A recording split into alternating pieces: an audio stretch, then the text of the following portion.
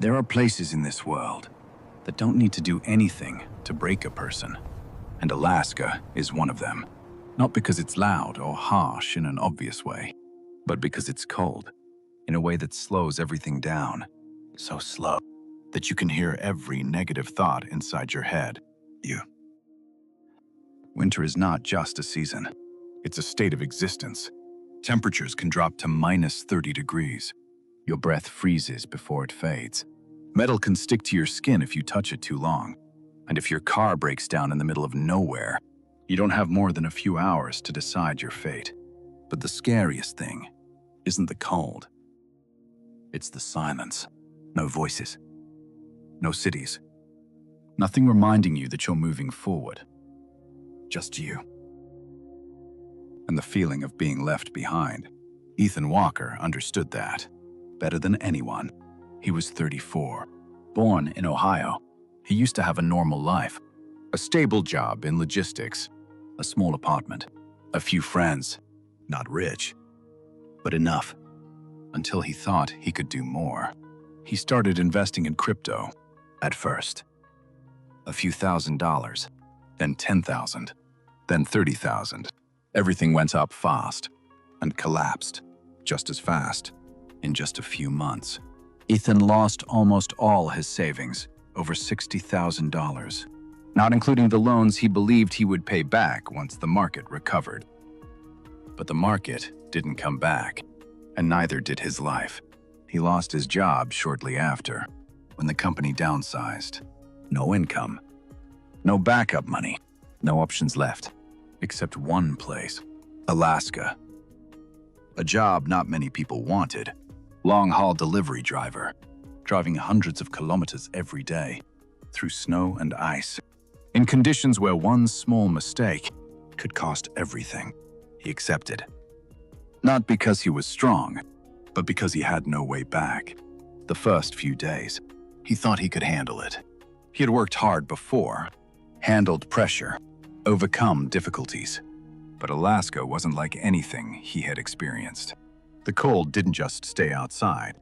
It got inside, slowing his thoughts, weighing down his body, making everything harder, 10 times over, some days.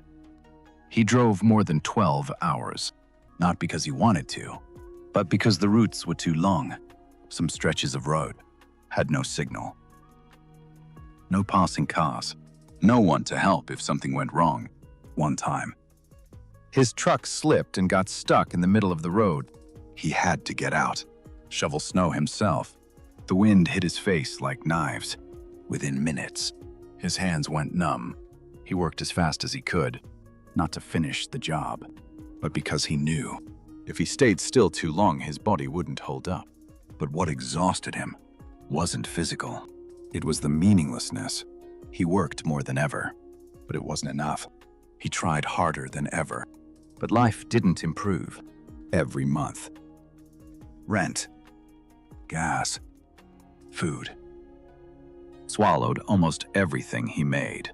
The debt was still there, not shrinking, not disappearing, just waiting. Some nights, Ethan didn't go inside. He stayed in the truck, engine running, just to stay warm, looking out at the endless white ahead. No destination, no clear end. Just one question repeating, why am I doing all of this? And then, one night, that question stopped being a thought.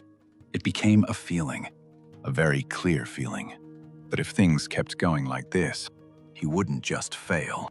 He would disappear from his own life.